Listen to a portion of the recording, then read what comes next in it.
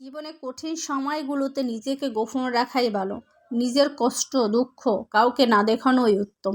জীবনে যদি কখনো খারাপ সময় আসে, তাহলে নিজের কষ্টগুলো নিজের মাঝে এমনভাবে আড়াল করে রেখো যেন তোমার গা ঘেঁষে বসে থাকা মানুষটিও না টের পায়।